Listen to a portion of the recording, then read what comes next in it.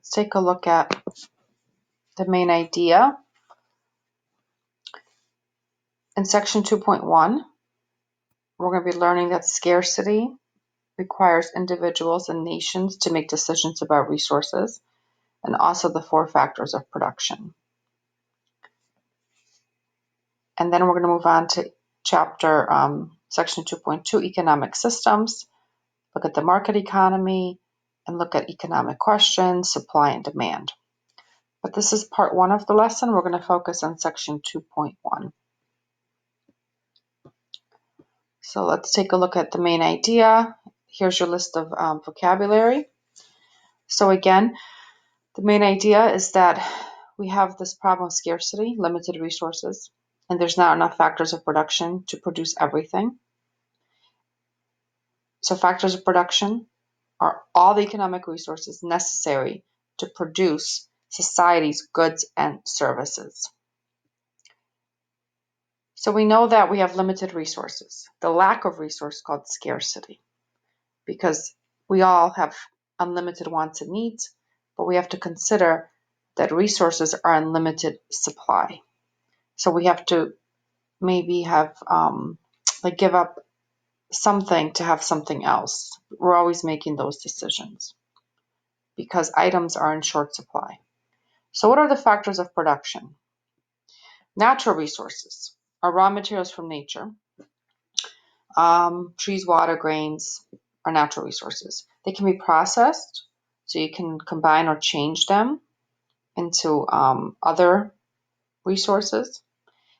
This is important to understand the economy of many countries is primarily based on natural resources. So in Latin America, those countries rely on the coffee and banana crops.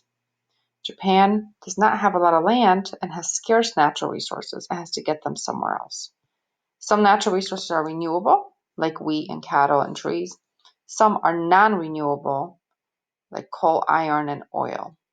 The amount of natural resources available has direct effect on the economy. We have labor resources. These are the people who make the goods and services. Labor can be physical, intellectual. So we have labor resources. And we know in today's economy, labor has either been changed by technology or, new jobs have been created. We have seen people, changing how they work, working from home, telecommuting.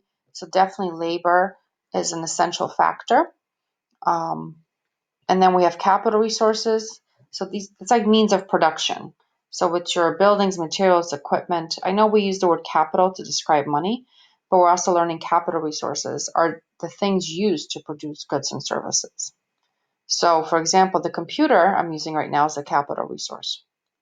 Now, entrepreneur resources. So we're going to just focus on the entrepreneur. So right here on this term. And that basically is a person who creates, organizes, and is responsible for the business. They take the risk, and in return, they hope to gain profits and, grow and be successful. So entrepreneurial resource is not labor. If I start a business, it's my business, I'm the entrepreneur. When I hire management or workers, that's a labor resource. And that's the first section, part 1. Of this chapter. Now, part 2, we're looking at the main idea. Again, there's scarcity. So nations, countries have to have economic system, and there's advantages and disadvantages. So what is economics? We basically study how individuals and groups satisfy their wants and needs by making choices, because every society has this problem of limited resources. So we ask questions: what to produce, how to produce, and who will share. So, for example, if I'm running the government in Jamaica, I'm obviously not going to be producing snowmobiles, right? What to produce? How? So what labor, what capital resources are we going to use? Who will share is basically on income. So we have to determine the income. And we have talked about how we have this uneven income distribution in our economic system. So what is a market economy? Market economy is economic system in which economic decisions are made in the marketplace. If you go back to Google Classroom, let's go back really quickly. I shared with you another resource and it talks about economic systems. And it's a Prezi that gives you more detail than what we have, right here in the book. So you want to refer to this Prezi. It's like a PowerPoint. Let's just wait for it to load. But basically, most countries in the world operate on this market economy. So there's, again, freedom and voluntary exchange. Buyers and sellers, are in the marketplace, but there's definite government intervention. So the government makes laws and regulations, and so on. I'm just waiting for this to load. So when you look at economic systems, there's going to be characteristics. So the market economy has characteristics, for example, like I said, freedom of choice. Or another characteristic is supply and demand, which we're going to go into in more detail. I'm going to go back to the chapter as this is loading. Let me see if it's back. For some reason, it's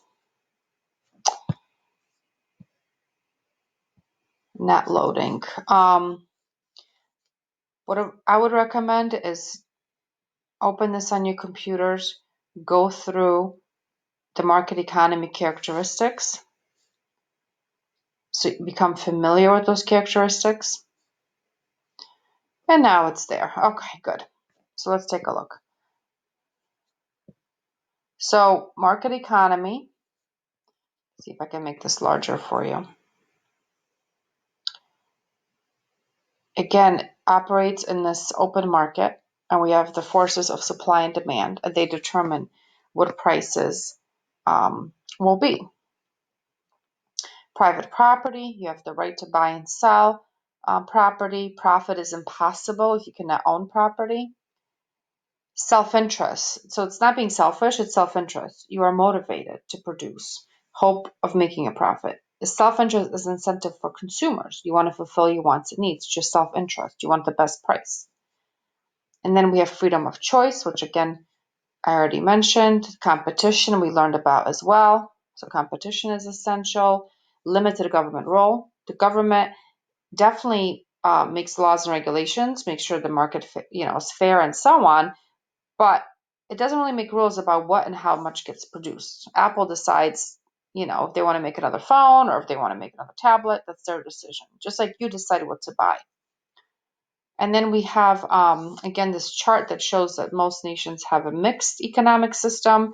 So as you can see, we are right here, United States, definitely capitalist. And then if you look at countries like North Korea, it's a planned economy. So really high control of government. They control pretty much everything. Here's the government role. I would just read that in detail, all the 5, what the government's role is in the market economy. And then again, the questions that were in the textbook, what to produce, how to do it, and then again, who will share. So for whom. And that's the end. So if we go back to this slide really quickly, in this command economy, this is where the government makes decisions. So this is, for example, like China. So as you can see, the government makes all the decisions. Whereas in the market economy, it's the marketplace, the buyers and sellers that make those decisions. So let me just close this out. Go back to our textbook. And again, refer to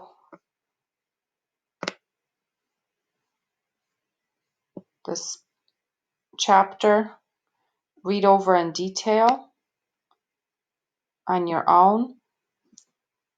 And then there will be a separate lesson on supply and demand. Our book doesn't really go into a lot of detail, so we'll do this as a separate lesson.